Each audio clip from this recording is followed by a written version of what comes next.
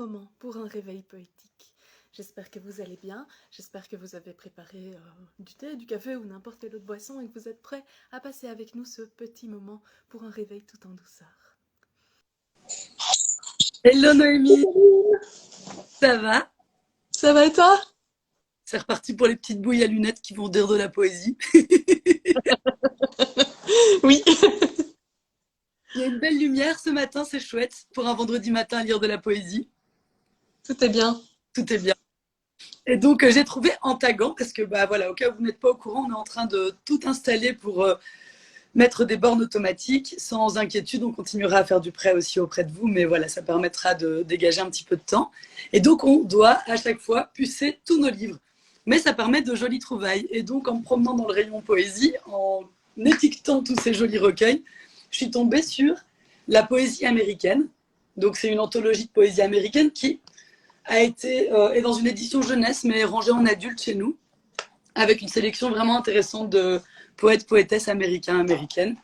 Et il y en a un qui m'a beaucoup amusé et donc que j'ai envie de vous lire de bon matin si, comme moi, vous êtes parfois un peu tête en l'air. Et c'est un poème d'Elizabeth Bishop qui s'intitule Un art. Dans l'art de perdre, il n'est pas dur de passer maître. Tant de choses semblent si pleines de l'envie d'être perdues que leur perte n'est pas un désastre. Perds chaque jour quelque chose. L'affolement de perdre tes clés, accepte-le, et leur gâcher qui suit. Dans l'art de perdre, il n'est pas dur de passer maître. Puis entraîne-toi, va au plus vite. Il faut étendre tes pertes aux endroits, aux noms, aux lieux où tu fis le projet d'aller. Rien là qui soit un désastre. J'ai perdu la montre de ma mère, la dernière ou l'avant-dernière de 3 maisons aimées. Parti. Dans l'art de perdre, il n'est pas dur de passer maître. J'ai perdu 2 villes, de jolies villes, et plus vastes, des royaumes que j'avais, 2 rivières, tout un pays. Il me manque, mais il n'y eut pas là de désastre. Même en te perdant, la voix qui plaisante, un geste que j'aime, je n'aurais pas menti. À l'évidence, oui, dans l'art de perdre, il n'est pas trop dur d'être maître, même s'il y a là comme, écris-le, comme un désastre. Voilà, c'est un petit poème que je trouvais tout mignon. Et Oui, donc, il est triste à la fin. un peu triste, c'est vrai, mais du coup, en même temps, c'est mignon. Et je trouve que c'est chez Mango Jeunesse qui font ça. Ils ont plein d'anthologies différentes. Et je trouve que c'est une chouette façon d'entrer dans la poésie d'un pays ou d'un style. Enfin voilà, donc bon à savoir. Avec des illustrations et des couleurs sympas. Oui. Alors, moi, je vais commencer avec un poème qui nous a été proposé. Comme vous le savez, on est toujours content quand vous nous proposez des poètes, des poétesses ou même carrément un poème que vous avez envie d'entendre. Ici, c'est notre collègue Catherine qui m'avait fait toute une liste et j'avoue que j'ai un doute. Est-ce que je l'ai déjà lu ou pas? Je ne sais plus, parce que ça fait quand même quelques temps maintenant qu'on fait ces réveils poétiques. Mais je me suis dit que dans tous les cas, c'était chouette à entendre. C'est Mon rêve familier de Verlaine. Mon rêve familier. Je fais souvent ce rêve étrange et pénétrant d'une femme inconnue et que j'aime et qui m'aime et qui n'est chaque fois ni tout à fait la même, ni tout à fait une autre, et m'aime et me comprend. Car elle me comprend et mon cœur transparent, pour elle seule, hélas, cesse d'être le problème. Pour elle seule et les moiteurs de mon front blême, elle seule laissait rafraîchir en pleurant. Est-elle brune, blonde ou rousse, je l'ignore. Son nom, je me souviens qu'il est doux et sonore, comme ceux des aimés de la vie exila. Son regard est pareil au regard des statues, et puis sa voix lointaine et calme et grave. Elle a l'inflexion des voix chères qui se sont tues. Très très beau. Merci Catherine. Oui, merci Catherine. Et en fait, en le relisant ici, je me dis qu'il répond aussi à celui que tu viens de dire, parce qu'on est aussi sur une perte de quelqu'un. Donc voilà. Mais oui, c'est vrai. Alors maintenant, je vais en lire un qui m'a beaucoup amusé. Je trouve que c'est une poétesse que j'ai découvert il n'y a pas longtemps et je trouve qu'elle a un humour un peu cynique mais qui m'amuse bien. Et c'est une poétesse polonaise qui s'appelle donc Wisława Szymborska. Je pense que je ne l'ai pas dit avec le bon accent, mais voilà, j'aurais fait de mon mieux. Dans le recueil, Je ne sais quel genre. Et c'est un poème qui s'intitule Amour heureux. Amour heureux, est-ce normal? Est-ce sérieux? Est-ce bien utile? Que peut tirer le monde de 2 personnes qui ne voient pas le monde? Élevés l'un vers l'autre sans le moindre mérite, pris comme ça, au hasard, et pourtant convaincus de vivre l'inéluctable, en récompense de quoi? De rien. Cette lumière qui arrive de nulle part. Pourquoi tombe-t-elle sur eux et pas sur d'autres? Cela outrage-t-il la justice? Oui. Cela offense-t-il des principes sacrés et bafoue-t-il la morale? Offense et bafoue. Regardez-les, ces heureux. S'ils témoignaient au moins d'un peu de retenue, s'ils feignaient l'affliction pour consoler les autres. Mais non, écoutez comme ils rient, effrontément. Quel langage ils emploient, intelligible à peine. Et toutes leurs mignardises, affaîtries, devoirs imaginaires de l'un envers l'autre, cela frise le complot contre l'humanité. Peut-on imaginer les fâcheuses conséquences si leur exemple se laissait imiter? Sur quoi pourraient compter dieux et poètes? Qu'aurait-on accompli? Qu'aurait-on négligé? Qui voudrait rester dans le rang? Amour heureux, est-ce vraiment nécessaire? Le tact et le bon sens nous intiment de terre, ce scandale qui touche les hautes sphères de la vie. Des enfants merveilleux naissent sans son secours. Tout seul, jamais il ne pourrait peupler la terre tant il est rare. Que les gens ignorant ce qu'est l'amour heureux prétendent qu'il n'y a pas d'amour heureux. Il leur sera plus doux de vivre et de mourir. Petite blague d'une poétesse à un poète, n'est-ce pas? Petite réponse. Et alors le texte est vraiment chouette, mais la façon que tu as de le lire, c'était parfait. Je suis ravie si jamais j'ai pu t'amuser de bon matin, c'était le but. Alors maintenant, j'avais moi envie de faire un petit clin d'œil à Anso qui nous a remplacé, toi et moi, à tour de rôle et qui donc a fait les 2 premiers réveils poétiques de septembre. Et quand on a fait celui du 9 septembre, toutes les deux, on parlait d'un texte de Zazie qui s'appelle J'écris et qui est sur comment elle écrit et qu'est-ce qui la pousse à écrire. C'est une chanson. Et du coup, je vais me lancer dans l'exercice que je trouve très difficile de lire sans chanter. C'est parti. Ça s'appelle Sur toi et c'est de Zazie. J'écris sur ce que j'endure, les petits mots, sur les blessures. J'écris ma peur, mon manque d'amour. J'écris du cœur, mais c'est toujours sur ce que je n'ai pas pu dire, pas pu vivre, pas su retenir. J'écris envers et contre tous. C'est toujours l'enfer qui me pousse à jeter l'encre sur le papier, la faute sur ceux qui m'ont laissé. Écrire, c'est toujours reculer, l'instant où tout s'est écroulé. On n'écrit pas sur ce qu'on aime, sur ce qui ne pose pas de problème. Voilà pourquoi je n'écris pas sur toi. Rassure-toi. Moi, j'écris sur ce qui me blesse, la liste des forces qu'il me reste, mes kilomètres de vie manquée, le mal en prose des vers brisés.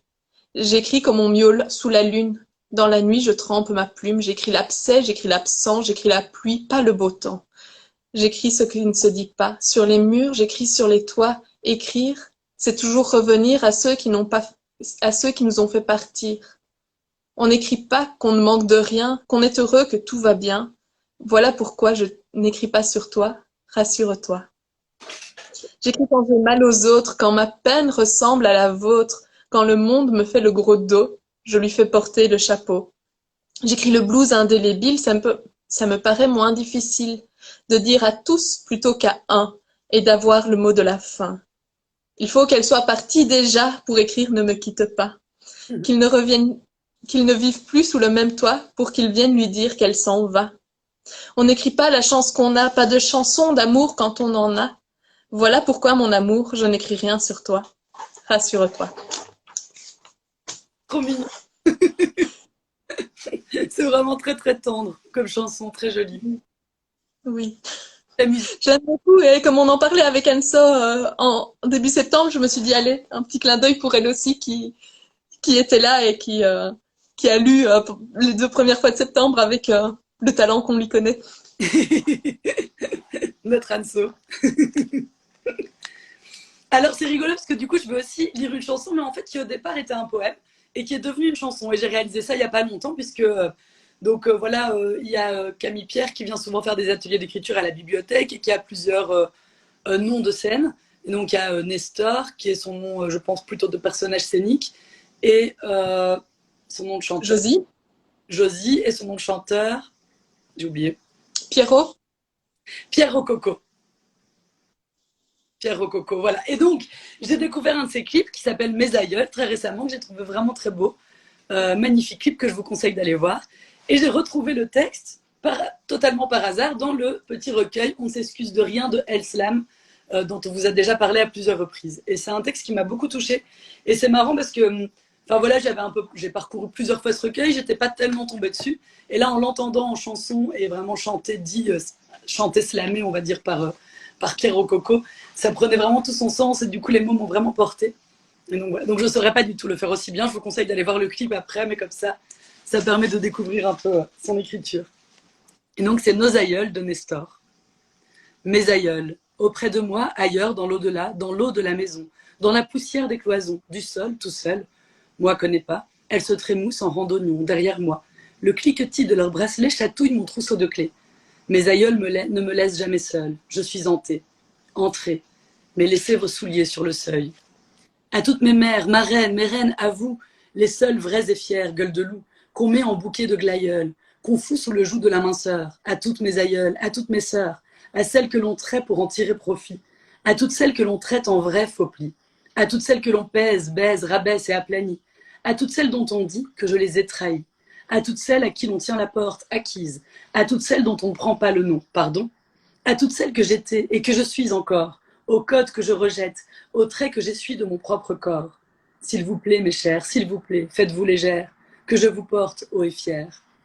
À tous mes frères maintenant, mes pères en pierre de pyramide, à tous mes pires amis de type permanent, à ceux qui offrent les bouquets, qui braquent les coffres et les banquets, à tous ces branques qui s'inquiètent que l'on vienne mener une enquête sur leurs privilèges et qui taxent ces attaques d'infâmes sacrilèges, à ceux pour qui aimer les femmes, c'est les ramener chez soi, à ceux qui assimilent leurs verges à des missiles, et les terres vierges au tochat, à ceux que je ne mets plus en rue maintenant, à ceux qui mentent quand ils prétendent que c'est un compliment, à ceux pour qui c'est faire un drame que de se démener, les dominos en domini du plus clair au plus foncé, à tout ce dont on est forcé, ces dons qui ne sont qu'un confort, à tout ce qui peut vous tuer et ne nous rend pas plus forts, ces dons qui ne sont qu'un confort, tout ce dont on est forcé, à toutes celles à qui l'on tient la porte acquise, à toutes celles dont on ne prend pas le nom, pardon, à toutes celles que l'on pèse, baisse, rabaisse, que l'on dépense, à toutes celles qui ne m'ont pas dit, tu nous as trahis, mais qui le pensent.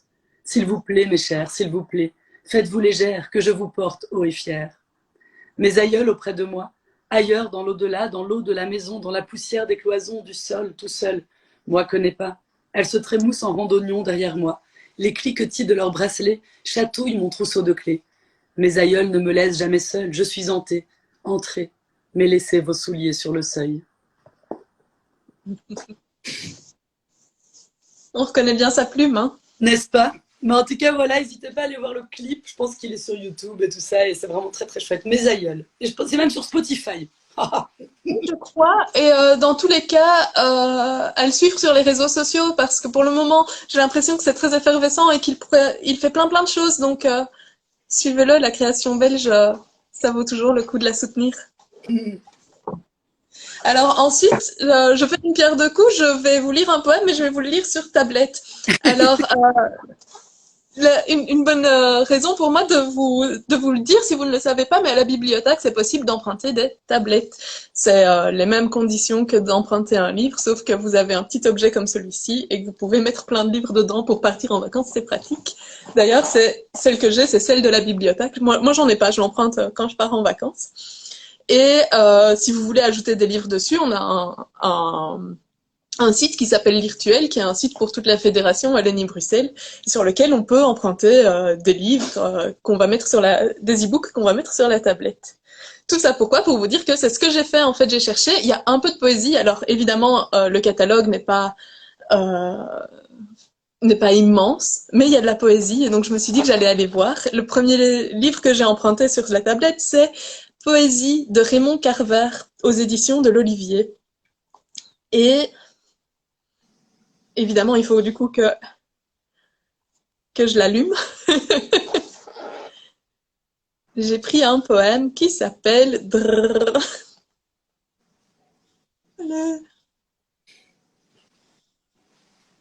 Je le teste en direct pour vous, hein. J'avais jamais fait le test, mais voilà, du coup. Ça s'appelle Ce matin. Ce matin. Ce matin, c'était quelque chose, un peu de neige sur le sol, le soleil flottant dans un clair ciel bleu. La mer était bleue et bleu-vert à perte de vue. À peine une ride, le calme, je me suis habillée pour aller me promener. résolu à ne pas rentrer avant d'avoir engrangé ce que la nature avait à offrir. Je suis passée devant de vieux arbres penchés, j'ai traversé un champ caillouteux semé de congères, et poursuivi jusqu'à la falaise, d'où j'ai contemplé la mer et le ciel et les mouettes virant au-dessus de la plage blanche loin en contrebas. Tout était ravissant, tout baignait dans une froide et pure lumière. Mais, comme d'habitude, mes pensées se sont mises à vagabonder. J'ai dû me contraindre à voir ce que je voyais et rien d'autre. J'ai dû me dire, voilà, ce qui compte, pas le reste. Et je l'ai bel et bien vu, l'espace d'une minute ou deux.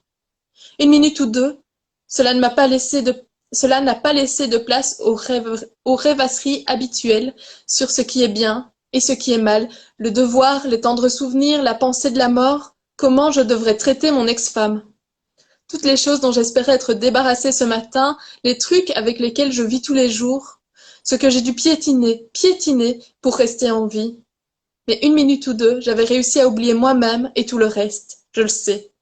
Car en rebroussant chemin, je n'ai plus su où j'étais, jusqu'à ce que les oiseaux s'envolent des arbres noueux et filent dans la direction qu'il me fallait prendre. Voilà. Très très joli. Ça explique bien les petites pensées comme ça qui flottent le matin quand on est en... Oui, et toute la journée, pour moi en tout cas, c'est parfois un combat de me recentrer dans le moment présent et je trouve qu'il explique bien ça et que parfois, 2 minutes dans le moment présent, c'est déjà 2 minutes et c'est déjà ça de gagner. À fond. Alors maintenant, je vais vous lire un petit poème extrait à nouveau d'un genre d'anthologie qui s'appelle Beat Attitude. Et donc, c'est les femmes poètes de la Beat Generation. Voilà, j'ai lu pas mal de romanciers de cette époque, américains, et donc je trouvais ça chouette aussi de voir des poétesses. Et il y en a un qui m'a particulièrement touchée, et qui commence par une citation, si je ne m'abuse, c'est en tout cas du bouddhisme, issu du bouddhisme. Et donc, c'est un poème de Lenore Kandel, et qui s'intitule « Poème pour les tyrans ». Et la citation, c'est « Les êtres conscients sont innombrables, je fais le vœu de les illuminer tous ». Premier vœu du bouddhisme. On passe ensuite à la plume de notre poétesse. Il paraît que je dois aussi t'aimer. Plus facile d'aimer les jolies choses, les enfants, les belles de jour. Plus facile, tandis que la compassion grandit, d'aimer l'inconnu. Facile aussi de réaliser, avec compassion, la douleur et la terreur implicites dans ceux qui traitent le monde autour d'eux, avec tant de brutalité, tant de haine. Mais oh, je ne suis pas le Christ, bénissant ses bourreaux. Je ne suis pas Bouddha, pas une sainte. Je n'ai pas non plus cette force incandescente de la foi illuminée. Mais, toutefois, tu es un être conscient, respirant cet air, tout comme je suis un être conscient, respirant cet air, en quête de ma propre illumination. Je dois chercher la tienne. Si j'avais assez d'amour, si j'avais assez de foi, je pourrais peut-être transcender ta voix et transformer cela aussi. Pardonne-moi alors, je ne suis pas encore capable de t'aimer.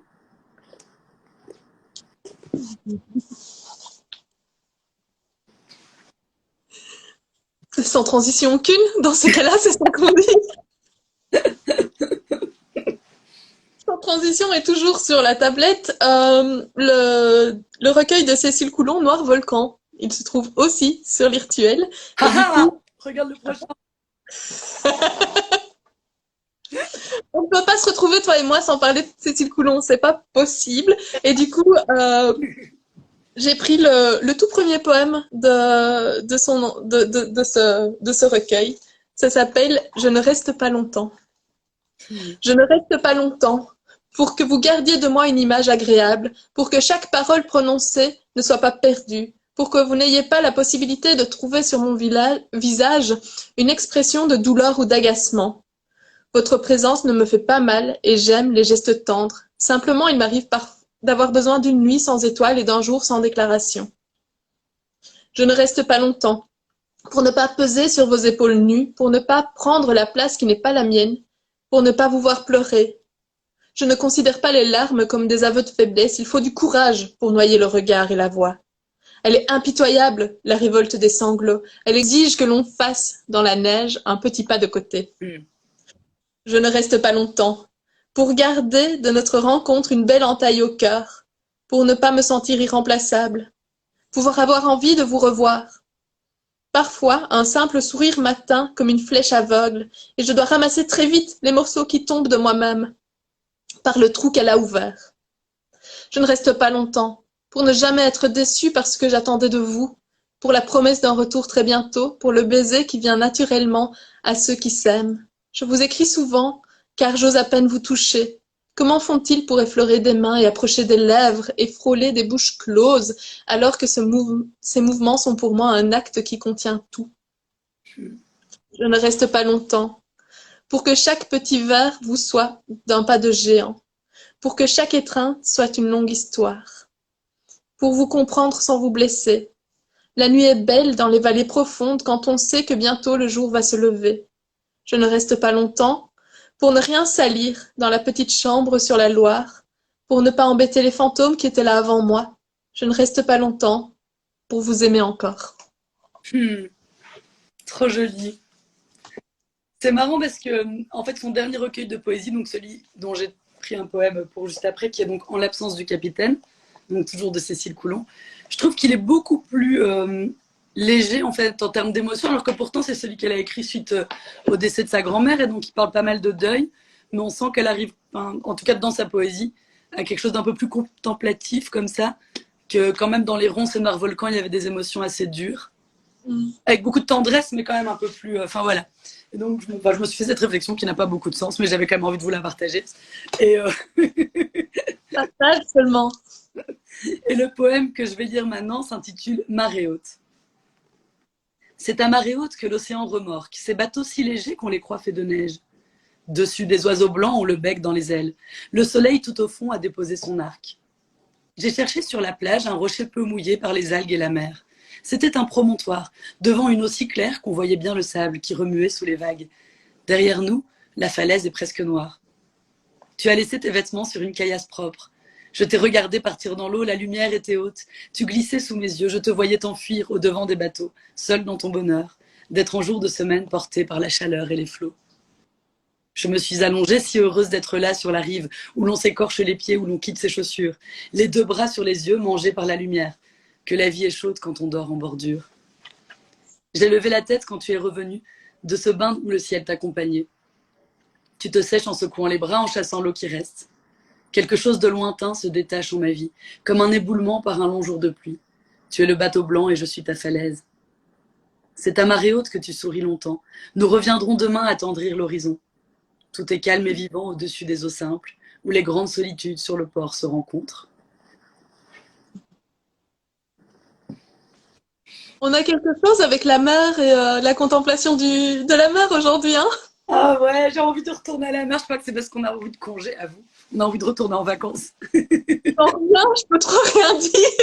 Je sais, mais malgré tout, j'avais trop envie d'être sur ce rocher, d'aller nager là le matin, tranquille. Oh, pardon. Mais bon, voilà. On adore notre boulot. En plus, on a de la chance, on lit de la poésie au travail. Ça, c'est vraiment cool. Oui, et puis on se fait porter par les mots et c'est chouette aussi. On voyage dans nos poèmes. Alors pour terminer, j'avais envie de revenir à une autrice que j'ai découverte grâce au Réveil poétique et qui est devenue une des poétesses que je préfère en fait. Je sais que quel que soit le texte que je vais avoir d'elle, je vais bien l'aimer. Il y en a deux et des deux c'est Esther Granek. Je ne sais pas. Ça ne s'explique pas. Mais quand on aime bien. Et c'est comme ça. Et là, c'est le cas. Le dernier poème que j'avais envie de vous proposer aujourd'hui d'Esther Granek, c'est Abri. Dans les lignes de ta main, pour me plaire, j'y veux voir que rien ne nous sépare et qu'avons même destin. Dans les lignes de ta main, je découvre en cherchant les signes bienfaisants de ce qui me convient. Dans le creux de ta main, dans le creux de ta paume où ma main se blottit, je retrouve mon abri doux et calme, comme un baume. Trop mignon. Alors j'avais encore un petit bonus que j'ai lu en fait ce matin avec mon café. J'avais prévu aussi d'en lire 5 et puis voilà, je continue à lire de la poésie ce matin. Et c'est dans le recueil d'Audre Lorde, La licorne noire, qui a été donc traduit il n'y a pas longtemps de l'anglais américain. Et voilà, je le trouve très beau. Il n'est pas forcément aussi léger et aussi doux que les derniers, mais j'aimais beaucoup. Il s'intitule « Se rencontrer ». Femme, lorsque nous nous sommes rencontrés au solstice, là-haut, à mi-chemin entre ton monde et le mien, auréolé par la pleine lune et fini les excuses, tes poils roux me brûlaient les doigts, tandis que j'entr'ouvrais, goûtant ta fraise jusqu'à ta jouissance. Et j'ai oublié de te dire, je t'ai entendu m'appeler à travers ce pays, dans mon sang avant notre rencontre, et je t'accueille à nouveau. Sur les plages, dans les mines couchées sur des quais, dans des arbres couverts d'oiseaux, aux longues queues qui frétillent, et au fond de tes cavernes de granit décomposé, même au-dessus de mes propres collines en latérite, après un long voyage à lécher tes fruits, tandis que tu fronces le nez à cause de la puanteur. Venant me reposer dans les miroirs ouverts de ton corps que j'exige, je serai lumière noire quand tu t'appuieras contre moi. Je serai aussi lourde coude sur tes cheveux. Nos rivières coulent de la même mer.